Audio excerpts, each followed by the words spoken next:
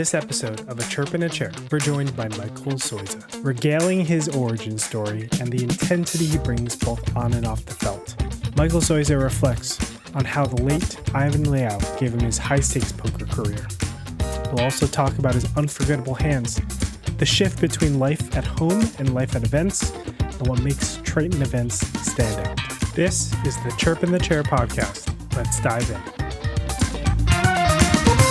Mike, do our intro. Yeah, do our... Welcome to the podcast. Welcome to the podcast, guys. Clap, right? Clap. Yep. So, I first met you in Cyprus in my first Triton, and I'm just trying to get the scouting report on everyone. I'm like, all right, this guy's a reg, someone from the other side of the world, don't know anything. I still don't really know your backstory. Tell me your backstory poker-wise. So, in Asian culture, gambling is bad, right? It's a big no-no. So I never used to gamble. Chinese New Year, everybody gambles small, right, with your family and stuff. But poker was never on the radar for me. And went to college, met some friends. And at the end of term break, my friend was like, come to my house and play poker, right? And I was like, no, it's gambling. I don't want to play. And he's like, no, just come. You enjoy it, just come. I was like, okay, fine. Played once, hooked ever since, Yeah, pretty much that's how it began. When was that? Yeah. What years? I was like 18 years old, so like 2008. Yeah, you're just right when we were. Yeah. So I know you did go to school and then you ended up with a finance job. What was the progression, out of finance into poker? So played poker throughout uni. I was always like I wouldn't say a good student. I don't study very hard, but I had good results. And then started playing poker and everything went to shit. Yeah. Can I curse, by the way? I don't know. Yeah, you can say whatever you want. Yeah, so everything went, well, not really to shit. It was okay. Not great, I would say. But yeah, playing a lot of poker, getting better and like won a bunch of money in university as well. So I actually got a scholarship. And I had a deal to go and work for like a government-linked company, all that stuff. But I took a year off after uni to go and travel and play poker. And I said, if I make like a million ringgit, which I mean, at that time you're 18, like 20 years old, and a lot of money, which is about like at that point maybe like 300K US or something. Oh, and I said, and that's pretty. I thought you were going to tell me like 25K US. No. I remember being that age, making $500 a week playing Sit and Goes on Full Tilt thing. I was the richest guy on the planet. In the beginning, yes, but after a certain point, you're like, yeah. So I mean, I had to make it a significant goal because I said I'm not gonna go work. Gotcha. If I make that amount of money, I'm not gonna go work. Did not make that amount of money. Were you playing in cash games or tournaments? Or everything, cash games and tournaments and everything. More cash games at the time actually.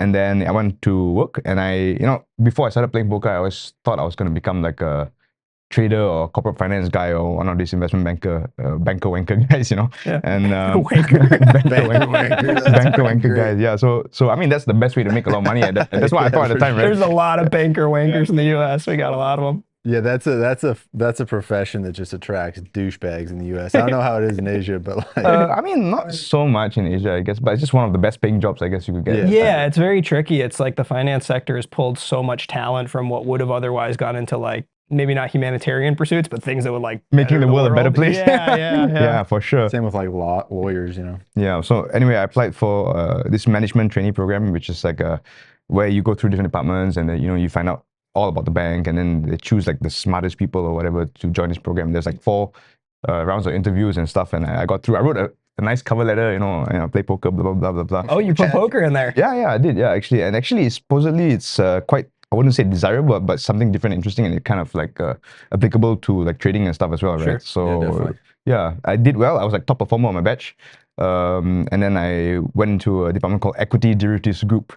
So it's stock options basically, right? Yeah. I was going to become a trader, but grinded out for almost 3 years. And then I don't know if I should say this on the podcast, but basically my ex team lead, my boss, kind of messed up.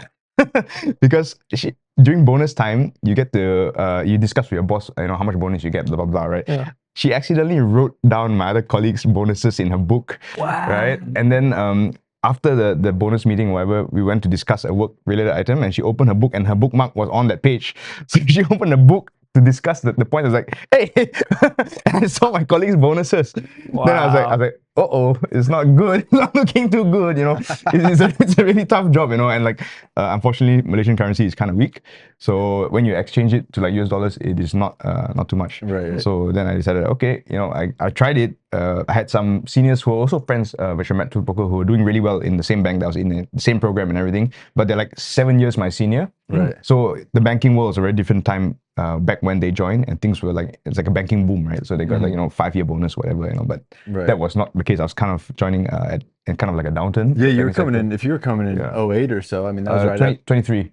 After 08, yeah, past already. So it's kind of like picking back up, but not quite. Yeah.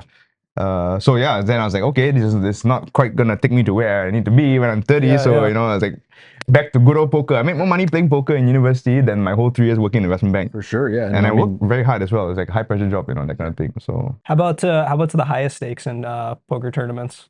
What was that jump like? so basically, I used to play up to 10Ks Mhm. on my own, like, you know, just standard, grinded out whatever Asian circuit, EPT, started playing some of those, won some high rolls and stuff. And then, you know, our late departed Ivan, he's a good friend of mine and the Malaysian group. He was like, you should come and play Tritons and stuff. And I was like, not, you know, I don't know about that, you know, like, it seems like it's too big, blah, blah, blah. And he's like, no, just come and play. So I was in Barcelona to play EPT. Mhm. And then he was like, I'll put you in the 100K, you know? Damn. And yeah, so that's how it began, I guess. Yeah. That's awesome. Yeah. So that's thanks to Ivan, I would say, yes. Yeah. And of course, like, you know, Paul and Richard and everybody's support. Yeah. so that was what, 2018, 19? And you came under Triton. 19. You actually won your first Triton, right? Like the Yes. What was that was in Jeju. So I broke my arm snowboarding just before, like 2 months before, broke it into 4 pieces, and I was recovering. And then you know, you don't need both hands to play poker, so you know, came to Jeju. This is a way understatement of what that injury was. Like, I saw these X-rays. It was the gnarliest like broken arm I've ever seen. He's back out there. He's playing tennis, doing everything. Yeah, I'm going for snowboard camp this summer. You know.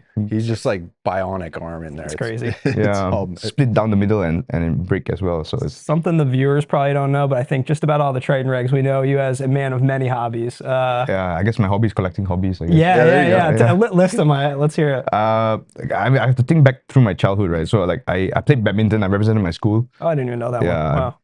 Represented my school in squash after that. So I played like all sports, I guess, like soccer, football, basketball, you know. Basketball training was too intense, so I quit.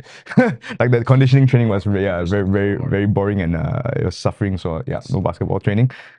Played music in a band, rock band. I played like a lot of shows, had a mini album and all that kind of stuff. Yeah. Your band opened for Secondhand Serenade. yeah. Oh wow, I don't know. In But in Malaysia, so cool. I came to Malaysia. Yeah, That's awesome. Yeah, so it's a different lifetime. I've seen the I don't know. video. He can shred the guitar. I It's heard. awesome. Yeah. Very metal. Not really. Yeah, you but can. I mean, I don't know. Yeah. You're too humble, man. I play computer games, all the computer games, you know, like Dota, Counter-Strike. During COVID, my friends and I, we got a coach. We started a Nice. Counter-Strike team. Yeah. That's and great. played as a team. You know, it's a lot of fun. What else do I do? I like cars. I like driving. It's Have got a a simulator in his racing room. simulator. Oh, do you? Yeah. I bought a Subaru BRZ, which is like a cheap sports car. And I was going to learn how to drift in it, but I haven't had time to take it to the track yet. It's been 2 years. Wow. Yeah, I got a brand new helmet. You know, You got yeah. your arm just completely rebuilt. You're gonna do it again. I actually broke my rib go-karting as well. Did you? Yeah, racing. Yeah, but not from a crash. It's like just the G-force from turning because the seat. No way. wasn't- It's that yeah. bad. It's like the racing cars. Can you do that in your simulator? Break a rib and then simulator? Not in my simulator, no. Break yeah. a rib from the safety of your own home. You can break a finger for sure because of the force feedback from the wheel. Really? Yeah. On the it's like- simulator? Oh my yeah, because the God. wheel, you know, if you like spin out, right, it goes crazy and like that's how a car acts. He right? sent me a video of doing the simulator. It's pretty crazy. I was pretty impressed with how nuts it is. Yeah. And then snowboarding. Snowboarding was my biggest hobby for a long time, for the past 8 years. Now it's golf. Yeah, so golf has golf. overtaken that number one spot. Were you ever tricks guy with snowboarding? Yeah, that's how I broke my arm. Oh, I mean, I shit, was was it? trying to learn tricks. I would say I'm an intermediate, but coming from a country that has no snow, Yeah. I would say I'm above average, you know, like, yeah, because it's for us in the beginning, like 5 days on snow cost us an arm and a leg, you know, and to fly all the way there. So, you know, it's hard to get into it, but yeah. Yeah, and that's something where you just like need to grow up like snowboarding all the time. Yeah, so Seth is a tricks guy. I mean, I Seth is- was. Really? That was, well, I grew up, my family was like a big ski family. I actually lived in a ski shop like the first year of my life. My parents were both on ski patrol. So like we grew up skiing all the time and snowboarding. But I was talking to Mike about this, is like, if you snowboard as an adult, like you fall a lot and it sucks to fall when you're an adult. Yeah. But like almost all my snowboarding experience was from, 5 years old to like 15 years old, where you can just fall and like throw backflips and stuff. So it's just like, I will never snowboard again. I don't think. That was my realization with like my friends and I got into rollerblading when we were like 10 or 11. And bizarre as it sounds, I was like, we found it too late, guys. We're too scared. We're too scared to like fall. It was sure, like yeah. all the kids who were sick, they just like broke their arm at 7. They were just like, yeah, that's what happens. You drop in. And I have this like metaphor I use when like with recs that I coach, where I'm just like, you got to break some arms. You got to play some For sure, hands yeah. where you're just like, oh no, I just blundered. They're like so scared to blunder aggressively often. Yeah. And it just, so, I think there's like so many really smart guys who play poker as like their main hobby who are just so scared to break the, metaphorical Yeah. arm, and they just like, they're held back their whole career. It's good that you bring that up. Actually, I skateboarded for many years. I fractured my ankle as well, jumping downstairs. And I wanted to be a pro skater when I was like 12, you know.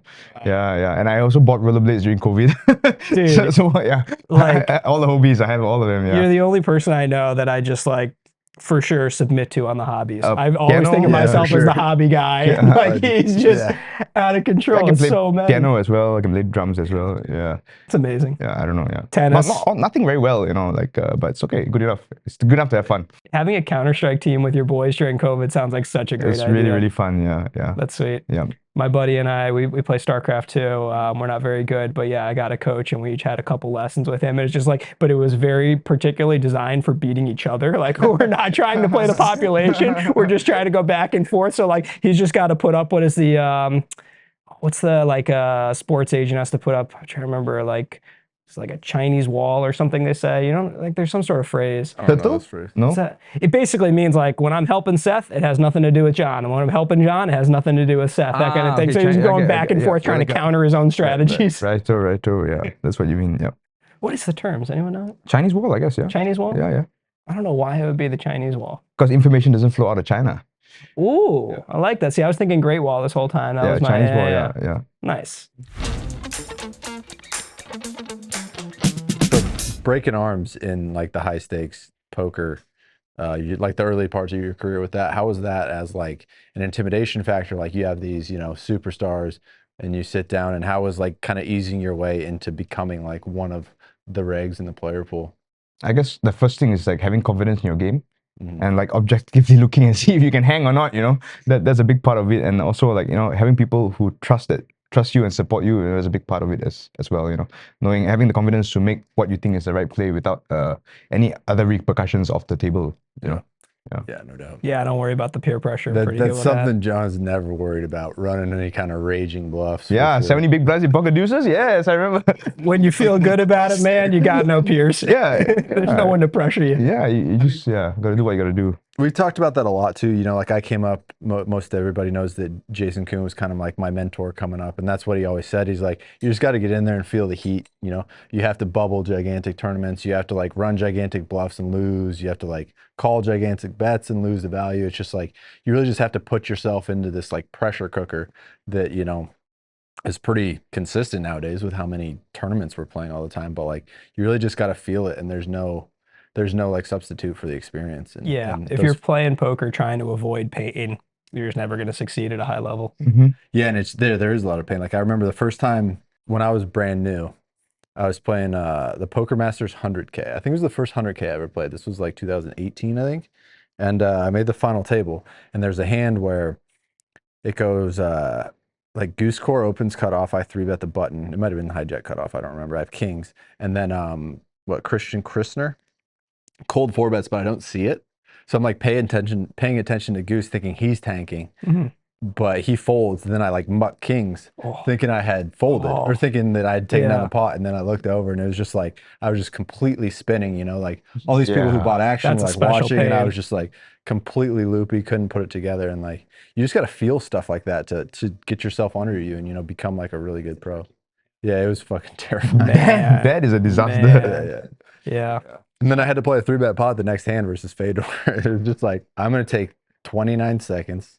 Gonna chill and just try to. It was an intense moment. So changing gears here for a minute, I was thinking as I was walking out the door to meet you guys, I was like, there's always this little adjustment period for me. I don't know about you guys, but when I get home where I'm just like, we're so freaking spoiled here. I'm looking forward to going home. There's so much I love at home, but also I've just been on like a mindset where I'm like, take a cup of blueberries and give me a sandwich, but cut the crust off, please. Yeah, no shit. All right, let's play 100K. And it's just like, you're in like a different mode where I'm like, oh, I've got to do my laundry. And it's just like back to home. And do you guys feel that adjustment period at all? A little bit, but not so much. I think life is pretty comfortable at home as well. Yeah, no one cuts the crust off for me, you know, but you just order delivery, you know, it's fine. I don't do my own laundry, you know. That's fair. A helper. Yeah. I mean, the dynamic on these trips is so funny for like me, and like you guys probably feel this too, is that like it's mostly built for the VIPs, right? And the VIPs are mega rich people that are very used to being treated this way. And I'm just like a guy who's like, nah, just like treat you the same way. So it's kind of funny to be like tangential to, you know, these extremely successful guys that their operations are just so much different than ours. It's just funny to be a part of, but like also get to experience it a little bit. That's the beauty of the game, because like on the poker table you're all equals, right? Exactly, right. So I met a lot of, like when I was young, like I was 18 years old, I was playing with all these older guys, and you know, you learn a lot from them, you know, all business people, you know, you get to listen to things that discuss, you know, business talk and stuff, and it does help you mature much faster, I would say, for myself. It's very cool, especially in tournaments. Like cash games, it doesn't happen the same exact way because there's so much kowtowing in some way, but like it's this great equalizer where it's like, kind of for a little bit of time, your status is just that chip stack in front of you. And it's like, what? This is just like, you know, a guy who has a day job is just like, you know, hovering over, I don't know, like some prince. You know, it can get pretty extreme. But like that was one of the things that I didn't know at the time that I really loved about poker when I got into it was I was either a freshman or a sophomore in high school, and it was a very rigid social hierarchy where, like, you know, the normal things kind of played for status, and one of them, of course, is which year of high school are you in? And being, let's say I was a sophomore, like, I didn't hang out with seniors. That was pretty much off the table.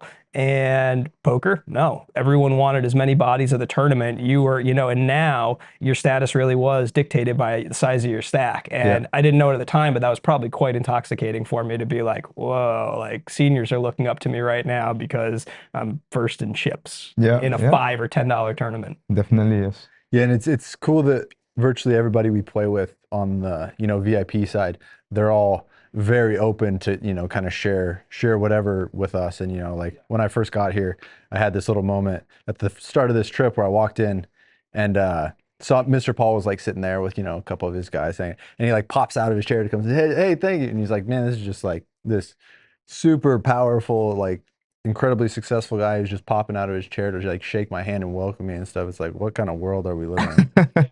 And yeah, and all you do is play some cards. Yeah, I mean, I'm just trying to like get ace king suited and 3-bet, probably c-bet, like hope to win. I don't know, but it's cool how virtually all, I mean, I guess everybody at Triton, like they have a lot of respect for us. You know, all the guys, all the bigwigs really do respect us and like us and treat us really well and treat us as equals. So it's a really cool vibe.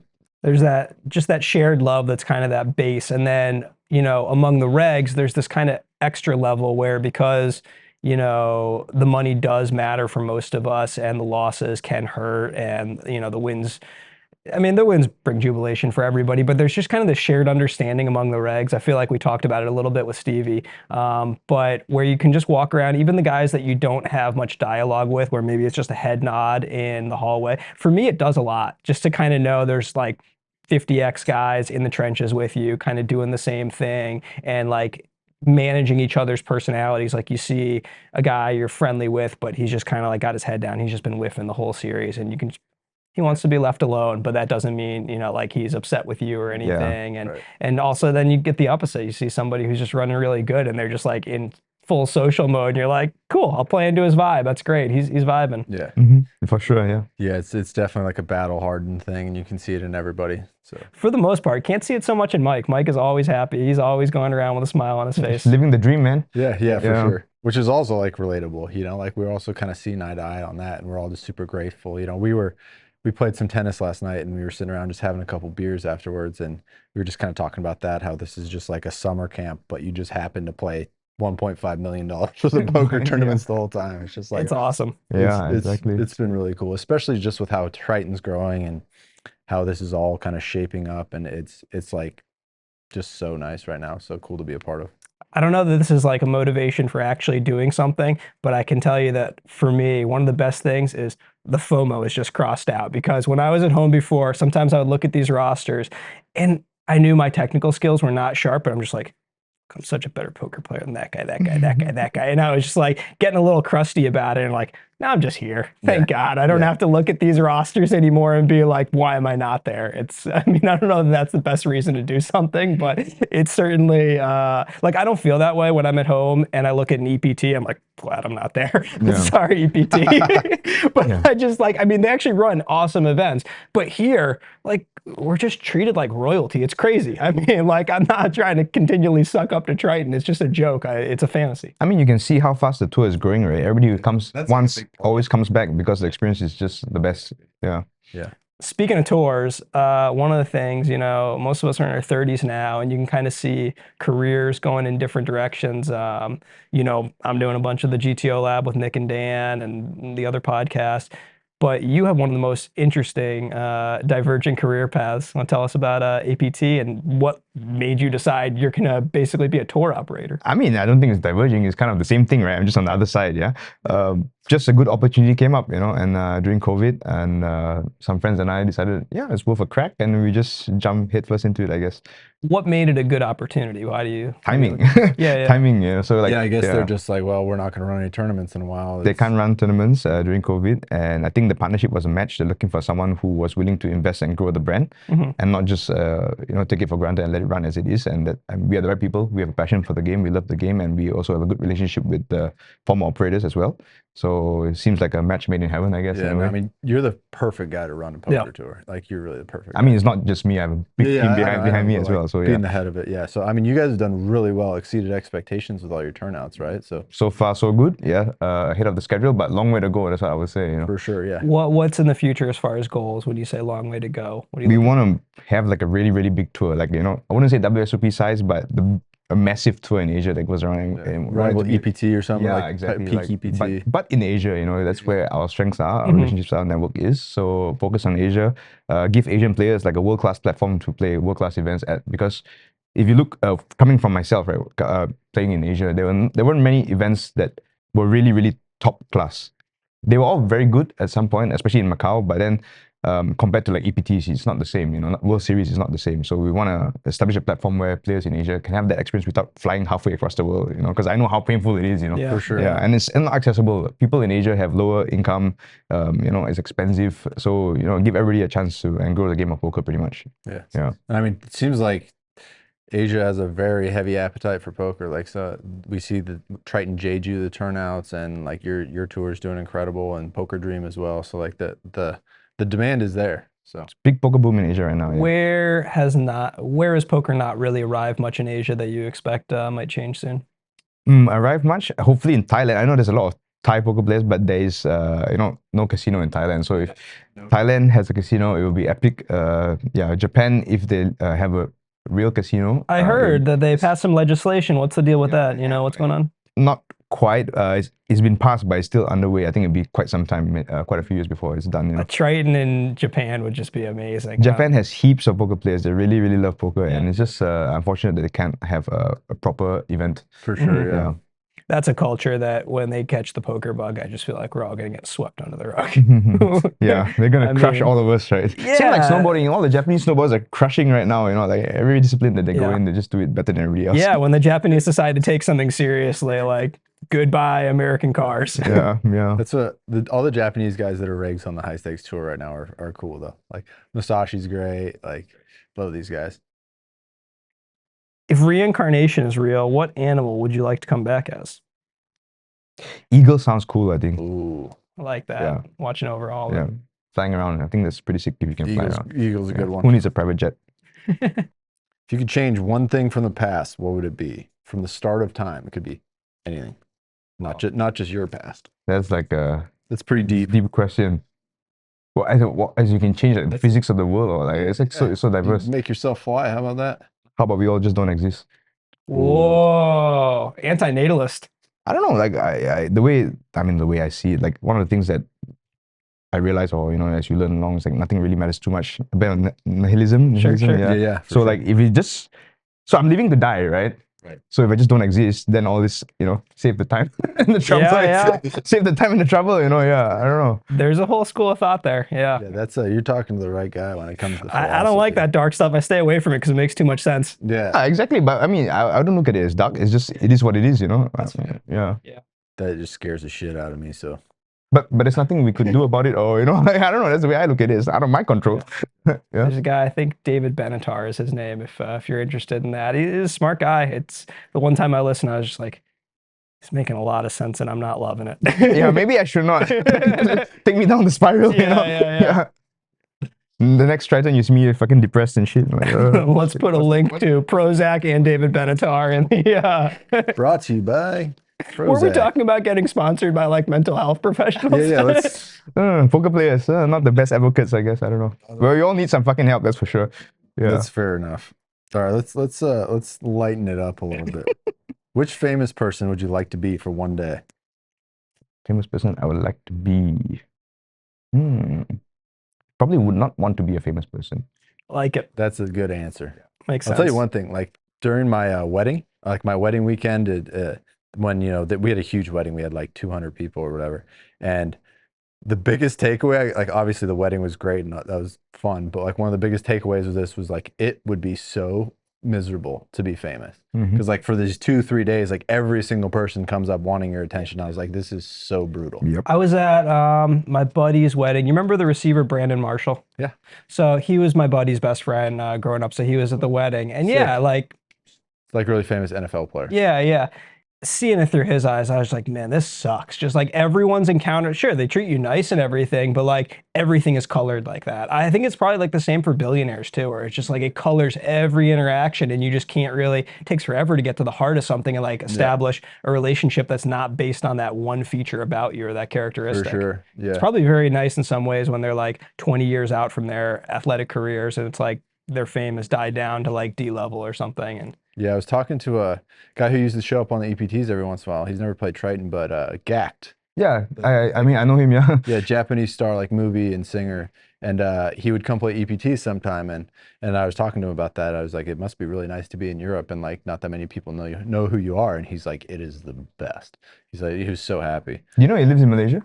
Yeah, he lives in KL, right? Yeah. Yeah. But yeah. Yeah. I've never even considered this myself. What was the best day of your life or best moment? Am I supposed to say my wedding? I don't know. Be truthful. Best moment of my life. I don't really remember, but I think the first thing that jumped to mind was when I won my first big event, which was like a Aussie Millions ring. Yeah, I think that was pretty cool. It's a great day. That elation is too. Would you say like your first big win was as elated as you've been, or has there been someone since? Mine was, I guess the first big win I had was WPT Montreal. And that was, yeah, I would say that was like, at least as far as poker goes, that was top. I had kind of a bizarre one where I came in with a good chip lead when I was 21 to WPT Foxwoods. It was 1.1 for first, 670 for second. I ended up getting second, had a couple of shots at the win, whatever. But it wasn't like I blew it. It wasn't like I played bad. But I had this weird, maybe like that you're too young and you're trying to act cool kind of thing. But I was like, it would be a loser-like thing to feel good about second, and so I felt very mixed afterwards. Ooh, wow. I was not like I wasn't like being terse with people, but I did not feel. I was like a little bit of positive, a little bit of negative. Really not sure what to think of this. It took me a long time to process that. Yeah. The win that I had actually is kind of interesting. I was working in the investment bank at the time. So I won that event. I didn't play any live poker for 1 year. I came back the next year. I won the exact same event. Did you again, really? back to back. So on Hand 'em Up, it's like just back to back. It's like 600 runners or something, So yeah. It's like some Michael Mizrachi stat. Exactly Right? a year later. Yeah, exactly a year later. Yeah, so it's kind of funny. Like, I don't know. Okay, if you could have one superpower, what would it be? Super intelligence. Super intelligence. Like how super are we talking? Like here? super duper, super quantum computing But intelligence. I feel like that would, All right, I'm I feel like playing- that would suck. Yeah, I feel like you'd lose all your relationships. Not necessarily. It doesn't mean you handle it badly. You just know things and just don't do anything about it, But like, don't you ever feel like a disconnect when you're like, I'm thinking on a different level from like someone is at a stage that I feel like I've been through. They're not ready for whatever I'm thinking about. And it's also like not my child, so I can't, just kind of accept it and teach. And I feel like I just kind of need a little distance. You don't feel like all the time, and you just got to be okay with that. You know what I mean? Let people live their life and do their thing, and you do your thing and you understand I that. need you to be my therapist. That's what I need so help with. hard to to have that though, to just be like, there is nobody that I can relate to. There's nobody that can like really understand me. I think when you get intelligent enough, as you know, Mike's talking about, they're probably just like the level of compassion and acceptance. Like I'm picturing, I'm not sure that he's actually this person, but like what the Dalai Lama is purported to be, you know, and that sort of thing, like this level of enlightenment where, you know, based on, you know, what Mike's saying, you can just really accept everything as it is. Yeah, out of your control. You don't, can't make people do things, Or you know. just spiral into insanity. Yeah. There's a quote I love.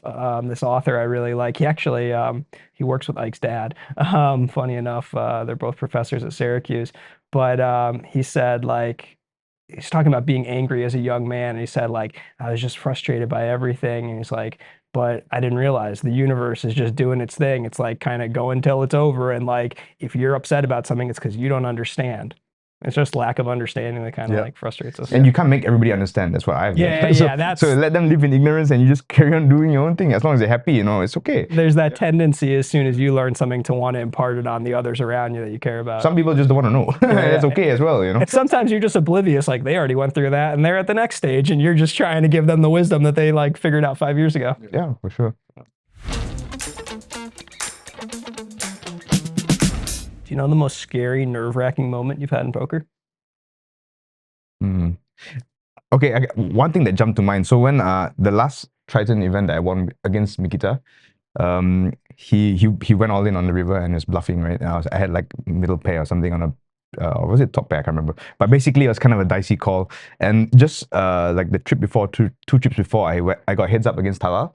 And I kind of punted by hero calling with like a pair on like that was a the main board. in Vietnam. Yeah, the main in Vietnam. Huge, Yeah. So like I kind of punted. So and that specific moment is like PTSD trauma. I was like, oh, here we freaking go again. I'm gonna freaking call this thing and I'm gonna punt and then you know I'm gonna come second again. You know. Isn't it nerve-wracking when you feel like you've been missing the same direction a few times in a row? Where you're just like 5 hero calls in a row have been wrong. Like, how do I take this out of my head? Do I take it out of my head? Maybe I have a problem.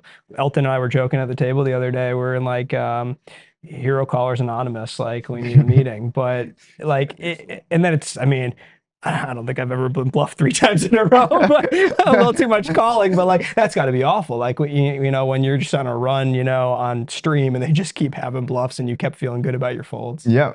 Happened actually this trip a few times, but I think it's still good folds, but you know, it just sucks when you know that, oh, it was wrong. But I mean, what are you gonna do? You got a strategy, you gotta follow the plan. And if, you know, the bluff is so far out of your strategy, what can you do about that? You know, you just make the best play you can and then carry on. So, you know. Then you just have to sit there and think about your own personal biases for the next hour. Just be like, God damn it, do I fold too much? God damn it. Am I looking for reasons to fold? Like, you know, it's such a battle. Yeah, but, for sure. I mean, yeah, I do feel like that is a big part, especially with live poker, about actually being good, is being like very realistic and objective about your own biases and like your impulse control. Like that's something that I've really battled through a lot is like, you know, I was a guy who would always like call too much, at least early in my career. And it was just like kind of a lack of impulse control of being like a young, like not wanting to get bluffed by like all these great players and shit. And you gotta. When you see it in your poker game, you start to see it, you know, in your person, just as you're living life. You say like, what was bias that I was calling instinct?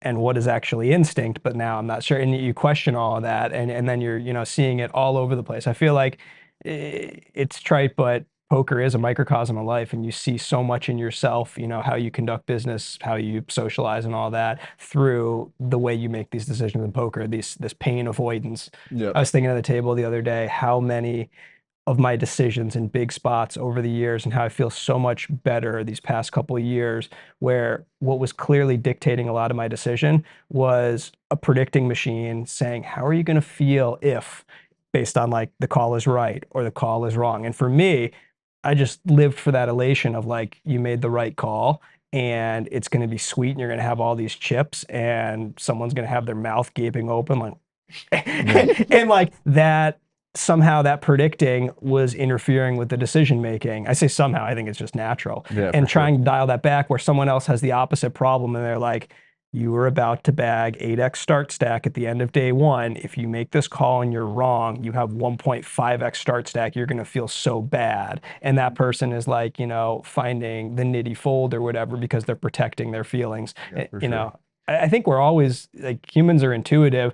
to wanting to feel decent, you know, and they're kind of following that intuition. And as poker players, we kind of have to be like, fuck that. Like, I don't every hand get- is his own hand. Just play the hand is the way it's meant to be played, and the outcome doesn't matter, right? Yeah, and like different outcomes of the hands have different payoffs too. Like we had talked about this like in Jeju, where if you like bluff catch and are wrong, for a lot of people, or for more often than not with people, I would say that that's generally not that bad of a feeling, as opposed to say like running a big bluff and getting called. Like that's a huge like hit to your I feel the ego I and feel the your- opposite actually. Do you feel the opposite? Yeah. This is, I guess I'm just speaking for myself, but like me and John played this hand in Jeju where I like torched it so bad, not raising a river for value by just calling. And it was just this massive mistake where if I had ran a bluff that cost this many big blinds, or like bluff caught that cost this many big blinds, I would be like devastated by it. But because like I had won the pot, yeah, basically just because I had won the pot, like I didn't have that really intense like negative response to it. And it's just like,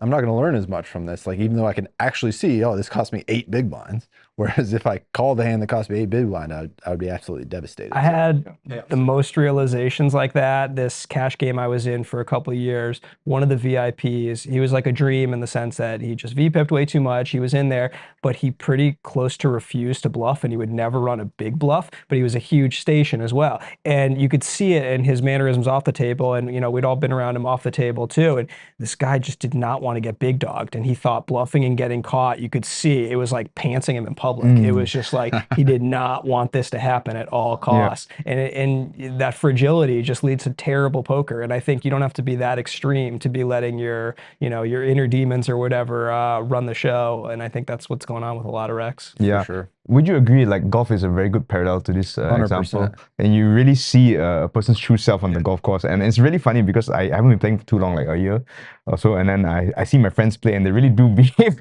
and play golf like how they are in real life as well. It's just hilarious. Yeah, It's fun drawing those stories too and cobbling it together. People who like refuse to not hit driver on a hole. Conservative. It does. And people who get tilted also get way more tilted in golf than poker, I would say. Because in poker, you're kind of in a public setting, you know, you gotta maintain your composure. But golf is like, you know. Yeah. It's funny, since we've been playing all this tennis, I think Seth was the one who made the comment. Someone was just like, Jeffy does not play tennis like he plays poker. And Seth was just like, nope. 100% So true. goddamn funny. Yeah. I'm the most conservative, wait for you to make a mistake, GTO tennis player. It's hilarious. It It's could like- not be. Why would you More ever polar. take a shot? These guys are going to fuck up. Yeah, polar opposites, yeah, for sure. Then you're just playing like that Maher Nora hand. Did you see this hand, the King Queen one? Did Jeffy play it? Yeah, it was like one of the most savage hands I've ever seen in my life. That was It a from, like, fun a one. few days ago. Tell us the hand real quick. See if I can get it right. I open King Queen of clubs under the gun 7. He flats cutoff. Flop 7-5-4. I've forgotten at this point. I think it's 7-5-4. 2. There's a flush draw. I don't have. It's all 3 red cards, I think. Yeah, I don't You have. I don't have a nothing. backdoor. You have- I check call. no, you check raise flop. No, call. Okay. Check call flop. Yeah. I don't want to explain all the tendencies on the don't- flop, don't- but yeah, I don't- mean on the but I check call flop, pure fold. What do you have again? King Queen. Okay, backdoor. 7-3-4. Yeah, 7-4. No, it's more connected. 6-5-4, 7-5-4, something like that. 7-5-4. I thought. Yeah. Yeah, 7-5-4. Oh, yeah, 'cause it turns 8 because Yeah. the 6 is a 1. You are in the big blind. No, he's opening under the gun 7 Okay. versus a hijack call. Okay. Makes Yeah, sense. cut off. I was either low jack cut off or UTG 1. Yeah. Turn 9. Wasn't it an 8? No, Eight, because there's a sorry, yeah, one-liner. it's It was a 8 'cause it- one-liner. yeah, yeah. I remember that. Check B50. R50. About that. Call. River offsuit ace. Check B90-ish. Beat you into the pot. Wow. Fucking King Queen snapped high. it, dude. Jesus Christ, that's sick. 7-5-4-8-8. Yeah. Yeah. You won, obviously. Yeah. Nora Mux and he. Yeah. Off-camera explanations later. Yeah. That's, My first introduction to yourself actually is not in person. Is the hand you play against Linus on the stone bubble in the ace Cyprus. three. Yeah, I was like, Yeah. this guy got some cojones, baby. So there's a story Yeah. about that. Nick and I were looking at a spot like extraordinarily close to that a week before that. Him, myself, and our friend Tim Ulmer, we were just putzing around looking at some ICM stuff while I was at Tim's house in Montreal. And Nick was just like, look at all the 4-bets imposition is supposed to have here for value. They're just going to jam. They're just going to jam ace king O here. They're just going to whatever. Like at that stage, I think it was true. Today, I think that's bullshit. Like people have, there's always that kind of Evolution, staying ahead yeah. of the curve, the evolution, exactly. And I think at that moment, because the polar 3-bets weren't in everyone's repertoire in the big blind. They were in a lot of people's, but you could still see somebody maybe mess up and 3-bet a little too linear, and maybe their bluffs would come from the wrong group of hands, not as much high-low, whatever. But yeah, the point being, at that stage, we kind of felt like it could be very overbluffed if you saw 4-bet there, that they could just look at any combo. That being said, I think Linus had a great combo, but I also think he was probably going to pull the trigger with a lot. And I just had the hand. I felt super confident. Not You that look I'm a confident. I was like, Yeah, this guy thinks he has Was it aces. you like 3-5 ace-3 off or something? I'm a psycho to the point where I was legitimately excited when he 4-bet. Oh, I of was course. like, let's go, baby. Thank God. Thank God I get my moment to shine. What happened? I don't remember this hand. Yeah, we were 3 or 2 off the money in the 75K at Cyprus. It was actually my second Triton tournament. And I had like, let's say 24 bigs, maybe less. Mhm. And I 3-bet big blind versus low jack. I think it was UTG6. And he 4-bet me and I ripped ace 3-0. Did he call or did you fold? He had king queen off. Yeah, Sick. yeah, that was sick, That's a yeah. sick hand. Yeah, it was fun. Yeah. I was fucking with him because like we'd never played live together or anything. And some of those guys, I just think they might, just think I'm nobody kind of. I mean, they'll know something. But so I just kind of fucked with him a little bit later. And he goes, "Did you have it?" And I go, "Yeah." And I go, "Ace king?" And he goes, "No." And I was like, "No." Lucky snap. Mike. He's got to fuck with too. Yeah. Like he'll believe what you say. Yeah. So about like personal biases and calling too much, John G. The first. I mean, you do a lot of things that end up with putting more chips in the pot, which is great. But when you won a Triton, you won the tournament with a big hero call. Talk to us about that hand. That was sweet. I mean, the tournament, it's kind of an interesting thing because it was a turbo. It's like an afterthought. So like, I've never felt like I could take any credit for winning a turbo. So it was kind of cool that the last hand was a hand that I felt like I could take some credit for, where I was like, nice. At least it ended this way. That's kind of sweet. Not to say you're not happy about winning any tournament, but yeah, it was up against Brian Kim. I didn't know anything about his heads-up game, so I was just coming in with my preconceived notions. I do know a fair amount about his play. Him and I are buddies. And yeah, I just called him down with second would end up being third pair. It was queen 6 on a king 6, 3, 2 ace, I believe. I do remember that hand. I think a flush came in on the river, but yeah. Yeah, you just had like red queen 6 and like 3 clubs or something, right? Yeah. Yeah, I remember that. That was Cyprus. Huh? That was Cyprus. 50? That was Monaco. But Good. That was fun. Yeah. Brian Kim, he's doing pretty well lately. He is, yeah. Doing well on the tennis court and playing. Yeah, they had some doubles matches. There were mixed doubles rivalry. Him and his wife, and Stevie and his wife had really close matches. He might have some injury stories for us being a hockey player. He played like pretty High level hockey. Yeah, pretty high level hockey and stuff. We'll have to get him on sometime and talk about broken teeth. Does he have fake teeth? He has really good looking teeth. I don't know if they're real or not. I would assume they're real, but Brian he's a takes hockey such good player. care of himself. Yeah, he does dude, he's in great shape. He was wearing these like little shorts at the party the other day. I was like, this guy looks like a fucking surf model or something. Got some good legs. Some hot guys out there. Come on over to Triton. Come visit with the hot dudes. Laszlo, Boitas, and Brian Kim hanging out by the pool. Yeah, it's PLO time now. If you look at the leaderboard, it's everybody's blonde in the PLO tournament. It's just like it's all these Norwegian or Scandinavian guys. Complete change of cast. Who was they used to call like PLO, like online cash games, they used to call it Nordic Battleground because they're all just these like savage, like incredible poker players, but like for whatever reason, PLO, like guys who are kind of degenerates gravitate towards PLO. And so these guys are just complete savages. And it's just the way the game works too. It's you have to play it that way, but it's really fun to see these guys like on the golf course or whatever, like Ellis and Joni and stuff. Like they just bet on everything. They're super successful, but like those guys are Nordic Battlegrounds, the right word for those guys, man. All right. I got 7th today. Competitive juices had not been like satisfied. Couple rounds of the game. What is the game? I don't The game, you know the game, the question game. So the simple rules are so let's say Seth and I will not know the card. You'll know the card. We're guessing together. Okay. And we're going to ask you subjective questions. Say like, Mike, this is a car that you want to drive for the rest of your life. If the card was a 2, you'd say the biggest shitbox ever that you really don't want to be driving. And ace would be whatever you most want. So you give the opposite answer of what the number is? No, you try to correlate it accurately. So if the card were a 2, you give a very bad answer because 2 is low. Okay. Ace is high. Okay. So if it's an 8, you're looking for mediocre. So if I said, this is a country you want to vacation in, maybe 2 is Somalia and ace is wherever you most want to go, but 8 is something completely in the middle. Okay. I understand now. Yeah. All right. Random cards coming up. This was a nice addition you gave me because I was always doing this crazy randomizer in my head, and randomcards.com. Can they be a sponsor? Randomcards.com. You guys have a good budget for us? They got a budget of $0. It's just some guy in his basement. All right. So Mike sees it, we don't, and the camera does. You got it? Yeah. All just right, no. camera. I mean, just no suits, right? Just number. Yeah. Yeah, just a number. Suits are out. Yeah. It's just a number scale. Yeah. All right. So we each just get one question? Yeah, let's do one question each, and we'll do two rounds. Okay. All right. I hit Fedor with this question on my podcast. I liked it. You are going back to witness a historical event or moment for up to 48 hours.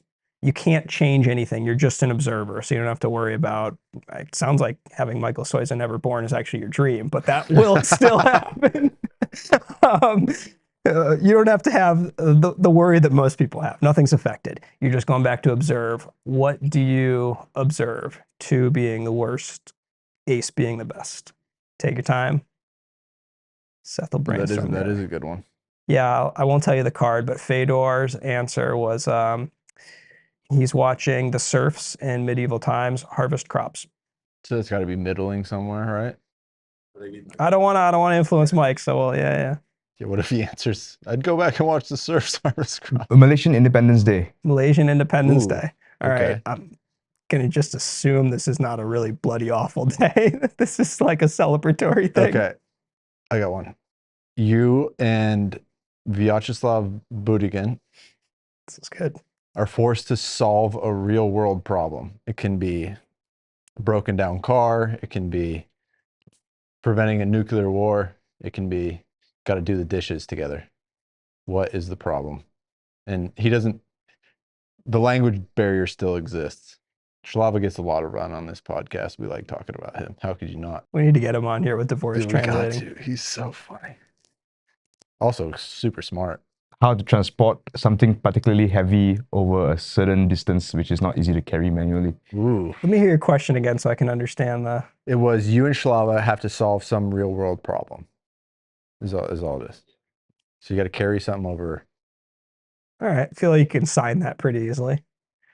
Malaysian Independence Day. I'm feeling pretty high about Pretty that. high, but not all the way up. No. Yeah. Just for reference, Fedor's serf's answer was because I'm kind of like the Esfandiari of this game, the way he is with Laden thinks, where you're like, oh, I think I'm on a level playing field, but he's asked the same question 1,000 times to people and just has a full baseline. So Fedor's was a 4. Okay. The surf thing. Yeah, I thought it was a good 4. Yeah. Shlava's pretty strong, obviously. Like pretty fit guy. So like I'm in like Jack territory. yeah, I was thinking Queen. What does Mike want to go back and see? Like, for a lot of people, I think like it'd be very cool to watch dinosaurs. I don't know if that was on the radar for him. You could just like see Socrates and Plato having it out. That wouldn't have even crossed my mind if I was asked this question. I'd be like, the invention of the hot dog. The Big Bang is like a possibility. That yeah. Jack sounds good to me. Yeah, let's Jack. Jack, No, it's like a 6. Oh, tell us about Malaysian Independence Day. No, because it's like kind of a scale of the whole everything that happened in the world, right? So it's not particularly relevant. Without knowing about Malaysian Independence Day, I think it's a great answer. I was just reading you wrong. I was biasing. And like, like communication is not particularly key, but it's slightly difficult, but not that difficult to move an object, Yeah, you're right. Yeah. That's my thought process anyway. My competitive juices are still not fulfilled. They Sad. are waiting. It's pretty difficult with 2 questions, I would say, you know, yeah. All right, new round. Yeah, fuck me. He even gave a tell, and I'm glad I dismissed it, but he goes, so the number? I still went Yeah, Jack. fuck. God damn it. All right, look away set. Yeah. For those watching at home. You're going to watch a movie with the wife. I'm going to take the wife out of this because we're just going with your taste. You're watching a movie. This is the plot of the movie. Really casting a wide net on that one. Huh? I am. I feel like the man of many hobbies. There's a lot of pros and cons. Yeah, okay. But this is essay form. You can give us as much or as little. This could go So on. I can answer this. Yeah, we could get a 3-page. The Matrix. Oh, I was thinking like a movie that doesn't, create your own. Oh, create my But own. I feel like that would be 2 answers now. I feel like we've got a fair amount from one that. there. We'll make that the question. And okay, so watching The Matrix. Ooh, I got one. I brought the wife into this. We're gonna take her specifically out, and this is theoretical. Michael wife could have been anybody. Mm-hmm. She's got a secret. She didn't tell you. When you get home from this trip, she's gonna tell you this thing that she's been holding in. Ace, very innocuous, whatever, who cares? It's an innocent thing, like brush it off. 2, holy fucking shit. She ate my bar of chocolate that was in the fridge. Oh, he likes the All right. Matrix. He likes the Matrix We a lot. got an ace, it sounds yeah, like. it feels ace. Yeah. Ace. Yeah. It's easy. It's easy when it's extra. it's got to be like. Ace is Ooh, easy we need when a it's- third. The competitive juices are never fulfilled Yeah, on an yeah. ace or a 2. Break that deck. Final one. Final one, and then we'll wrap it up. I thought you meant as in this is the plot, as in plot of the movie that I like. But yeah. Yeah. That's a great movie. Matrix, those were. Did you ever see the new one? I've seen, but it's not. Did it suck? Yeah, I never it's watched not it. great, to be honest. Ooh, I like this. He's the perfect man for this question. This is a Leon Sturm question. Netflix is going to do a documentary about Michael Soyza. They're following this aspect of your life. It's not only potentially your hobbies, and it doesn't have to be a Soyza only type thing. It could be like, we want the opinion of voters from this district in Malaysia, or it could be about snowboarding or your poker or whatever, anything. But this is what they're doing the documentary on. The way that I interact with people. I All love right, how quick he is on these answers. Yeah, you're sharp. I got a repeat question. You have to pick a reg at Triton where you're going back in time to when they were 16 years old, and you have to be their father for a month. Who are you choosing? Okay. Let me give this a think. Ike Hexton. Ooh, that's kind of a complex one. I could see that going a few different ways. All right, Ike Haxton. Ike So- Haxton and how you interact with people. Ike is a good boy, and Michael has fantastic social skills, interacts with people very well, and it probably would be like cool, interesting topic to talk about. Like, if you think about his hobbies, as much as he loves them, it might be weird just being like an above average snowboarder and having a camera follow you around. Hey guys, look, I'm gonna go do a run on this blue. Red, at least a red. Come on. No black diamonds today, guys. Sorry. All right. Ike just can't be lower than a 10. It's not inconceivable that he's a king. Mm-hmm. But also, like, you'd want to do something fun if you're getting filmed. Like, it's kind of just like talking to people is not like the most fun thing. You got to like be extra. Talking about the way I interact with people.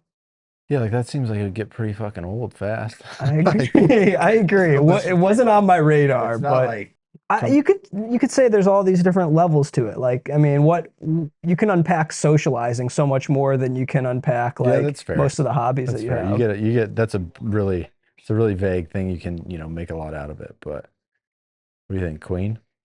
Yeah, could we really put That's kind of like the way hidden. you talked about parenting? It sounded like completely we're just trying to stay out of trouble. And I Ike's staying out of trouble. Yeah, you're right. In the poker Yeah, group, yeah. Who would be better than Ike? Like, who would you choose over Ike? there's a lot of guys we don't know much about, but Watts is right there.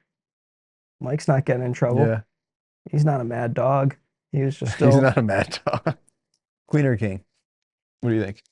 intuitively king, but you started Jack has me biased to queen. Jack might have been a little conservative. You choose. I'm not feeling good right now. Queen. King. God damn it! In fairness, I busted ace queen to king queen. The fucking king came in again. This the is king, those yeah. personal biases I was talking about. I'm being a pussy. So it's a complex one. You're right. Yeah. Yeah. So it's like, you know, it's Who a do you king, think might be yeah. the ace? I have no idea, but like it's like this ace means be perfect, right? Yeah. Myself, I guess I would be my own son. Yeah, you sound like you're a really good guy. And Ike's also like so smart he could like fuck with you and kind of make your life. I was thinking that might be the yeah. He'd be a hard guy to like lord over, you know. Stevie came to mind. Stevie's, but, yeah, Stevie was yeah. a really good answer. That might be an ace. Yeah. Because you know he's not just ace king. Yeah. king. Yeah. I couldn't choose Stevie. Yeah. Yeah. Well, you did our intro. Can you do our outro? Oh, well, this is the end of the podcast. Thanks for having me, guys. It's been a pleasure. He's Hope you such guys a enjoyed. fucking natural. You need to, Man. you need to take our job.